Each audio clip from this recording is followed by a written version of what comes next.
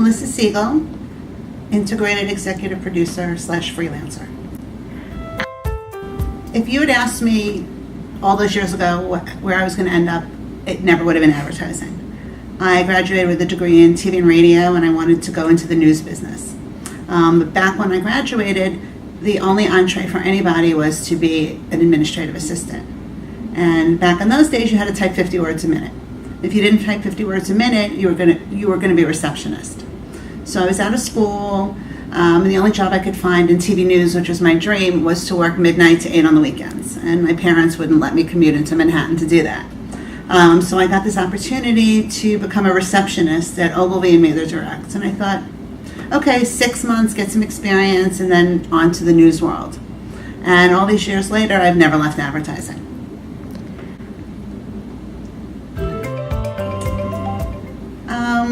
I definitely think there's more than one misconception about this industry, but I think a big one is that it's a 24-hour, 365 party.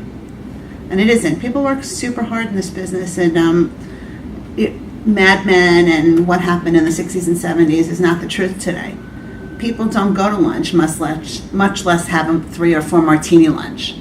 Everybody works super hard, and people are super focused, and it's super strategic. It's not really about just, putting some pretty girl on a TV spot. It's about the marketing behind it.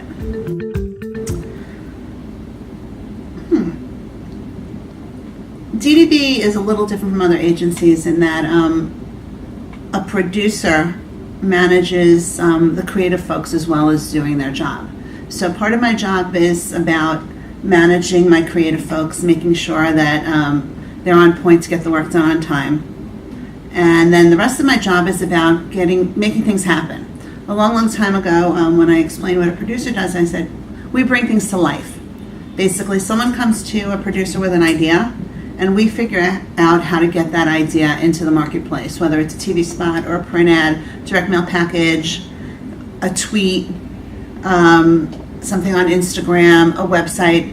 We take that idea and we implement it, and we make it visual, and we make it real. Probably getting the work done on time. You can do something amazingly well, and it can look incredible, but all the client will remember is that you delivered it one day late. And you're only as good as the last thing that you delivered, and so you always want to be remembered for getting it out there. You never want to overpromise and underdeliver.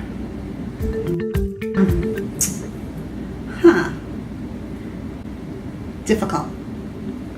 I've had a couple of stints in my career where I've been laid off, and it kind of happens in this business because we're client driven. So if an agency loses a few clients, all of a sudden a whole bunch of us lose our jobs.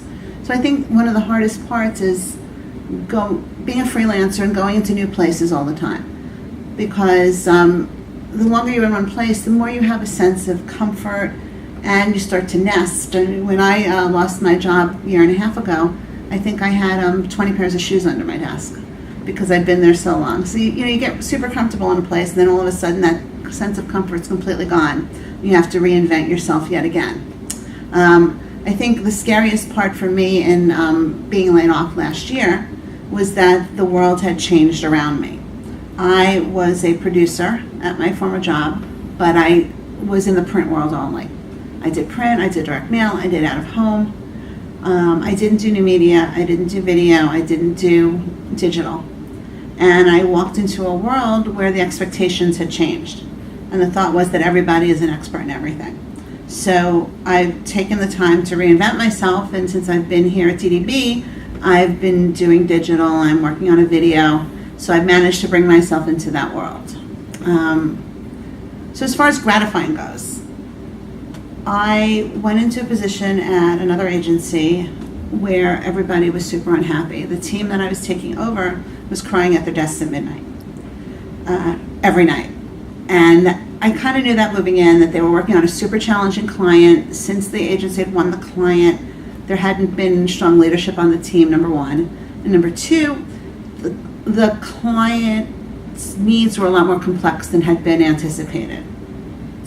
So So I came in there, and not only did I have to learn like a completely different sort of business, because it was health insurance, which is highly variable, state driven, but I also had to figure out how to make these people happy at their jobs. And I have to say I did it. We went from 80% churn to 0% churn. I was getting people out of there by 5 or 6 o'clock every night, and we had a happy client. I think a lot of it's about embracing change. Since I've been in the advertising business, the world of technology has exploded. When I started working in this business, we typed on typewriters. The only people who had word processors, as they were called then, were the people who actually word processed the copy that went to the actual clients. Everybody else typed on a typewriter, and we used whiteout and things like that. Fax machines were a brand new invention when I came into this business. And the amount of change that's happened over the past 30 years is incredible and incredibly frightening at the same time. And it comes to a point where you have to embrace the change. If you don't embrace it, you're not going to be able to continue. And I think that's a great metaphor for the real world and when things change in your life. You have to go with the flow. You have to figure out how to work with what's changed around you, because you can't keep on your path. You have to adapt to the path that's being brought to you. Well, as I said, I don't know that I realized I was as interested in it as I thought I was, until I was in it about 2 years. And that's when I thought, I like this, I can do it. I think that I would have explored a little more. When I was young, I tended to stay at a job a little longer than I should have. I probably should have explored more options and pushed myself past my comfort level to look for that next job.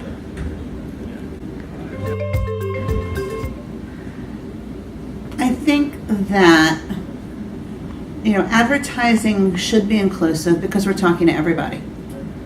I don't think that you should necessarily have 5 white men in their 40s talking to African Americans, women, children, or anybody else. I think that you need the different viewpoints that everybody brings to the party.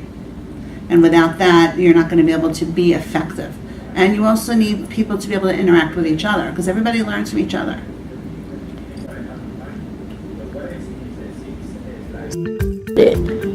I think the biggest thing that changed this industry is technology. When I started working in this business, things took 8 and 12 weeks because that was the technology that was there. And some of those same things can be done in 3 and 4 days now because of the Mac, because of CGI, because of Photoshop. It's good and it's also bad, because what you had back then was the ability to take a breath and the understanding that it takes as long as it takes and you can't help it. So nobody can rush you.